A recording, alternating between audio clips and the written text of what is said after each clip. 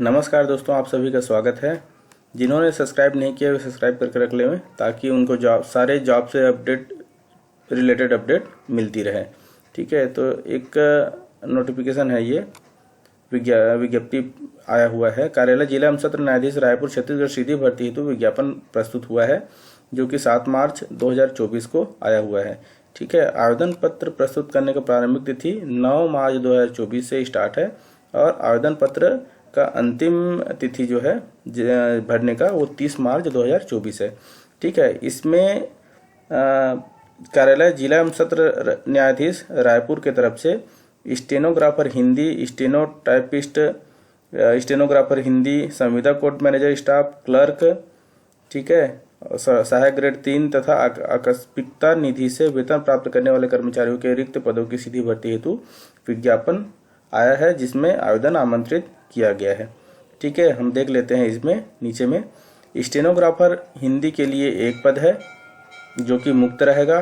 Stenotypist का भी एक पद है जो कि अनुसूचित जनजाति हेतु मुक्त रहेगा, यहाँ पे दिया हुआ है। स्टेनोग्राफर हिंदी संविदा कोर्ट मैनेजर स्टाफ के लिए भी एक पद है और वह पद जो है वो किसका है, ऊपर भी दिख रहा है, वो अनारक्षित पद है जो कि महिला के लिए है, मुक्त के लिए है। क्लर्क संविदा कोर्ट मैनेजर स्टाफ का एक पद है जो कि अनारक्षित पद है और एक वो भी मुक्त है। सहायक ग्रेड 3 का यहाँ पे दिया है 6 पद दिया गया है, जो कि अनुसूचित जाति के लिए एक पद मुक्त है, अनुसूचित जनजाति के लिए 3 पद है और अनारक्षित पद के लिए एक पद दिया हुआ है। ठीक है, आकस्मिकता निधि से वेतन प्राप्त कर्मचारी के लिए जो कि चौकीदार का है, यहाँ पे दिख रहा है, देख सकते हैं। चौकीदार के लिए 6 पद, वाटरमैन के लिए 5 पद तथा स्वीपर के लिए 3 पद, कुल 14 पद यहाँ पे दिया हुआ है। टोटल 24 पदों के लिए ये विज्ञापन आया हुआ है। ठीक है, नीचे महत्वपूर्ण टिप्स देख लेते हैं हम लोगों ने।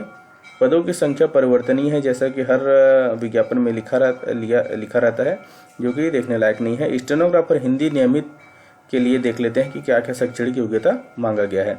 ये स्टेनोग्राफर हिंदी नियमित पद है, जिसके लिए मान्यता प्राप्त विश्वविद्यालय से स्नातक उत्तीर्ण होना आवश्यक है। मान्यता प्राप्त शीघ्र लेखन तथा मुद्र लेखन बोर्ड से हिंदी शीघ्र लेखन परीक्षा उत्तीर्ण होना चाहिए। कंप्यूटर में हिंदी मुद्र लेखन का ज्ञान होना चाहिए। कंप्यूटर एप्लीकेशन के उपयोग की जानकारी होनी चाहिए तथा उम्मीदवार को छत्तीसगढ़ी बोली, स्थानीय भाषा बोली का ज्ञान होना चाहिए। ठीक है, हिंदी स्टेनोग्राफर हिंदी के लिए ये क्वालिफिकेशन मांगा गया है। स्टेनोटाइपिस्ट नियमित के लिए भी एक पद है, जिसका क्वालिफिकेशन नीचे दिया गया है, वही है सेम। किसी मान्यता प्राप्त विद्यालय से स्नातक उत्तीर्ण होना चाहिए। कंप्यूटर पर हिंदी मुद्र लेखन का ज्ञान होना चाहिए, हिंदी शीघ्र लेखन का ज्ञान होना चाहिए, कंप्यूटर एप्लीकेशन के उपयोग की जानकारी होनी चाहिए और स्थानीय भाषा का ज्ञान होना चाहिए। थर्ड पोस्ट है सहायक ग्रेड 3 नियमित रिक्त पद 6 पद है, जो कि किसी भी मान्यता प्राप्त विश्वविद्यालय से स्नातक तथा किसी मान्यता प्राप्त बोर्ड विश्वविद्यालय से कंप्यूटर में 1 वर्षीय डिप्लोमा कोर्स तथा कंप्यूटर में हिंदी एवं अंग्रेजी मुद्र लेखन का ज्ञान होना चाहिए और छत्तीसगढ़ी बोली, स्थानीय भाषा का ज्ञान होना चाहिए। इसमें ये क्वालिफिकेशन शैक्षणिक योग्यता मांगा गया है। स्टेनोग्राफर हिंदी संविदा कोर्ट मैनेजर स्टाफ के लिए ये देख लेते हैं। मासिक वेतन संविदा वेतन लगभग एक मुश्त 26,490 रहेगा। शैक्षणिक योग्यता जो दिया गया है, किसी भी मान्यता प्राप्त विश्वविद्यालय से स्नातक उत्तीर्ण, मान्यता प्राप्त शीघ्र लेखन तथा मुद्र लेखन बोर्ड से हिंदी शीघ्र लेखन परीक्षा उत्तीर्ण, कंप्यूटर का ज्ञान होना चाहिए और स्थानीय बोली का, जैसा सभी ऊपर के पदों में दिया गया है, वही शैक्षणिक योग्यता लगभग मांगा गया है। ठीक है, नीचे देख लेते हैं। क्लर्क का जो पोस्ट है उसमें 18,000 एक मुश्त वेतन रहेगा।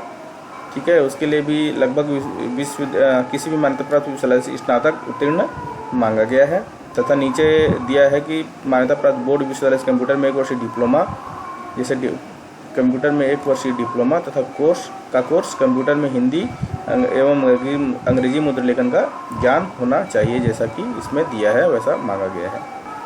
6वां पद जो था आकस्मिकता निधि से वेतन प्राप्त करने वाले कर्मचारियों के लिए था, जो कि चौकीदार का 6 पद, वाटरमैन का 5 पद तथा स्वीपर का 3 पद के लिए जो दिया गया था, उसके लिए वेतनमान लगभग 10,620 रुपये एक मुश्त दिया जाएगा।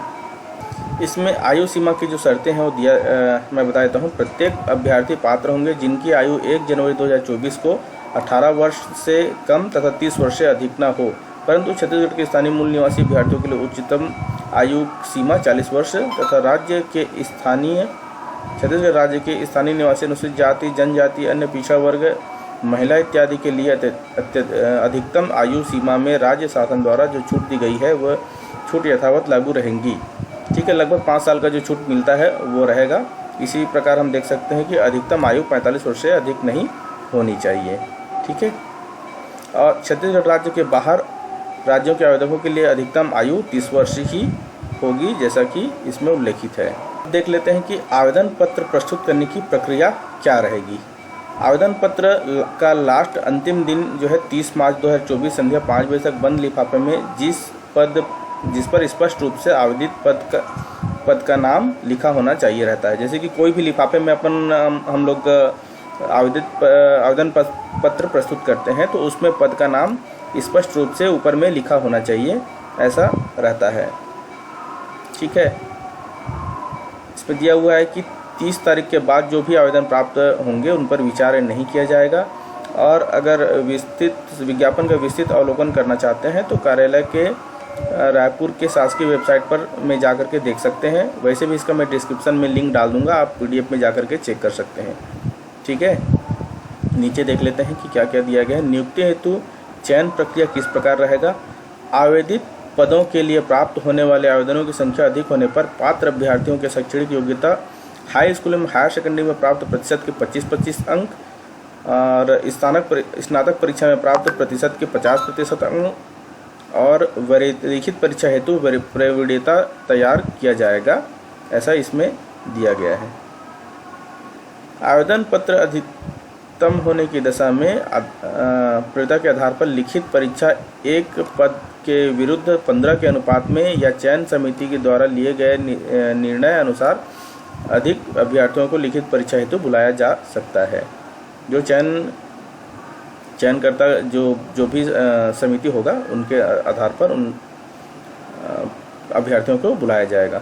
लिखित परीक्षा एवं कौशल परीक्षा दोनों ही 100 अंकों की होगी। लिखित परीक्षा हेतु बुलावा सूचना पत्र कार्यालय वेबसाइट में अपलोड किए जाएंगे, जैसा कि इसमें दिया हुआ है।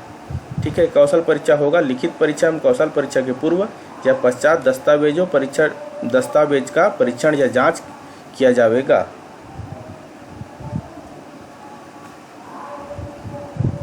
क्योंकि वीडियो लंबा हो जाएगा इस कारण से मैं इसको थोड़ा सा स्क्रॉल कर देता हूं। और नीचे में सबसे लास्ट में दिया गया है आवेदन पत्र का प्रारूप, जिसमें आप देख सकते हैं। वैसे डिस्क्रिप्शन में इसका लिंक रहेगा, तो आप जा करके उसको डाउनलोड कर सकते हैं ताकि आप लोगों को इधर उधर भटकना ना पड़े। ठीक है, तो ये एप्लीकेशन को डाउनलोड करके आप आवेदन कर सकते हैं। धन्यवाद।